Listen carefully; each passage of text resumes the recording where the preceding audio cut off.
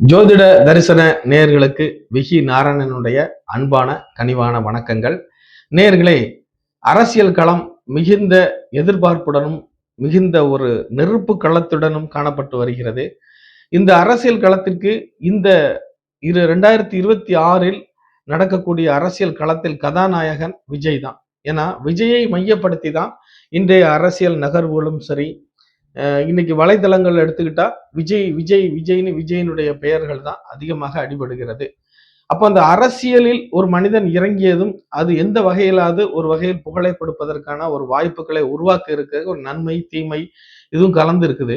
இதுல ஒரு மறுக்க முடியாத ஒரு துயரம், ஒரு மறக்க முடியாத ஒரு துயரம் கரூர் சம்பவம். இதற்கு எல்லாருமே ஒரு பொறுப்பு. ஆனா இப்ப பாத்தீங்கன்னா இந்த சம்பவத்திற்கு பிறகு விஜயனுடைய அரசியல் களம் முழுமையாக மாறிவிட்டது.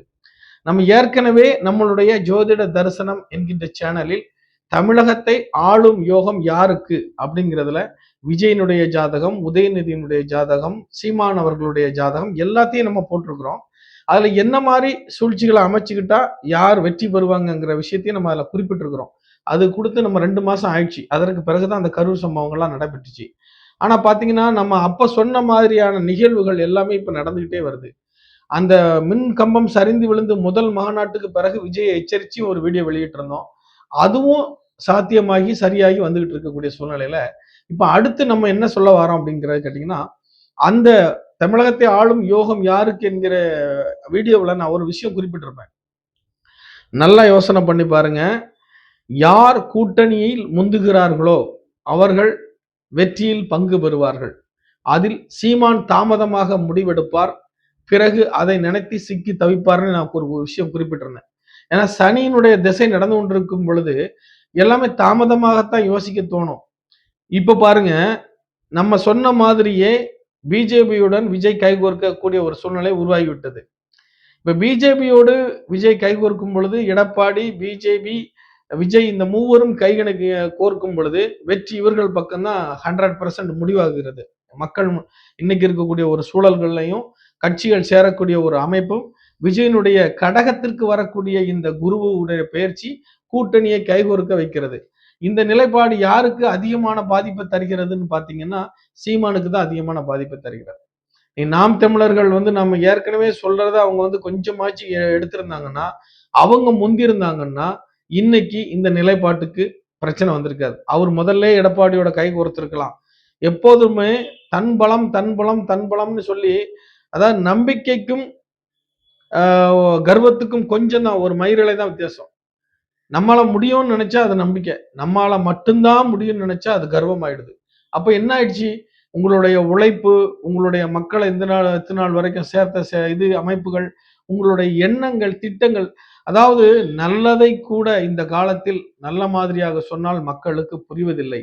காலமும் நேரமும் சூழ்நிலைகளும் தான் முடிவெடுக்க வைக்கிறது. காலமும் நேரமும் தான் ஒருவனை வெற்றியாளன் ஆக்கிறது. உண்மை உழைப்பு ஒரு பக்கம் இருந்தாலும் இந்த காலம் நேரம் கைகோர்க்கும் பொழுது மட்டுமே வெற்றியடைகிறார்கள். நல்லது செஞ்சவங்க நிறைய பேர் தோத்துருக்காங்க, கெட்டது செஞ்சவங்க நிறைய பேர் ஜெயிச்சிருக்காங்க. அதுக்காக கெட்டது செய்யுங்கன்னு சொல்ல வரல.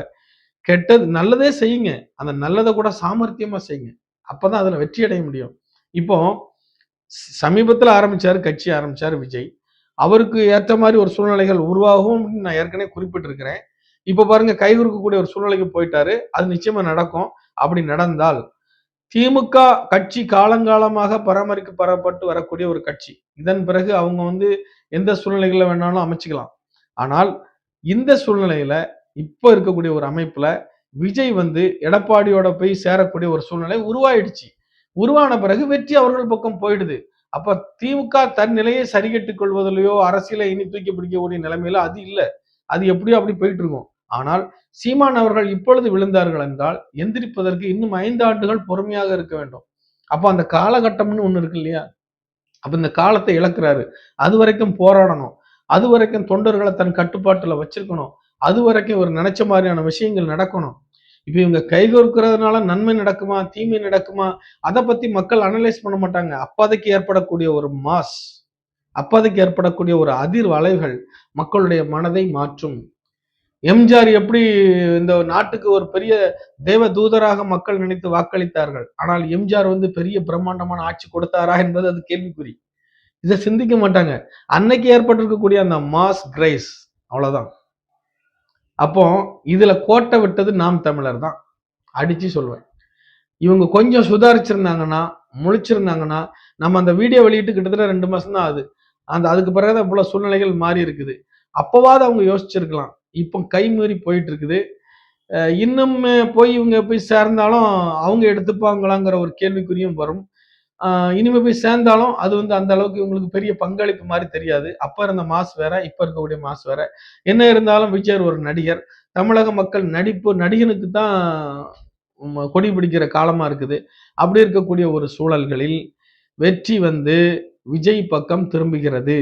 இதுல வந்து இன்னமும் பாருங்க, இந்த கடக ராசி அரசியல்வாதிங்க பண்ணக்கூடிய சூட்சமான வேலைகள் விட்டு கொடுக்குற மாதிரி விட்டு கொடுத்து வெற்றி அடைவாங்க. அப்போ என்ன ஆயிடுதுன்னா, எடப்பாடியை கூட முதல்வரா இருக்கிறதுக்கு சம்மதிப்பாரு. ஒரு துணை முதல்வர் ரேஞ்சுக்கு அவர் யோசிச்சு அடங்கி இருப்பாரு. வெற்றி கிடைச்சிருது இல்லையா, ஒரு பேக்கப் கிடைச்சிருது இல்ல, அதன் பிறகு கட்சிக்கு அங்கீகாரம் கிடைச்சிருது.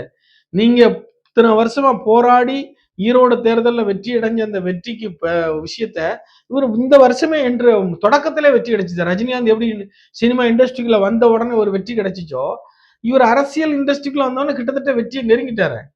அப்ப என்னாச்சு, கால சூழ்நிலைகள் மாறி போச்சு.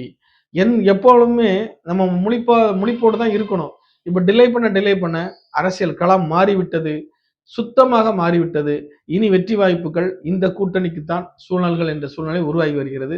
மக்களும் அதைத்தான் விரும்புகிறார்கள். இதுதான் முக்கியமான ஒரு குறிப்பு.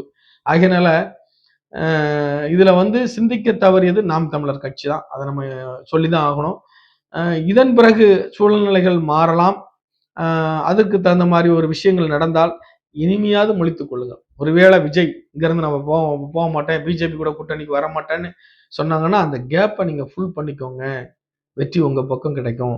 ஏன்னா இது வந்து இப்ப கிட்டத்தட்ட வெற்றி விஜய் வந்து முடிவான மாதிரி தான். அதுல இருந்து அவர் நகர மாட்டாரு.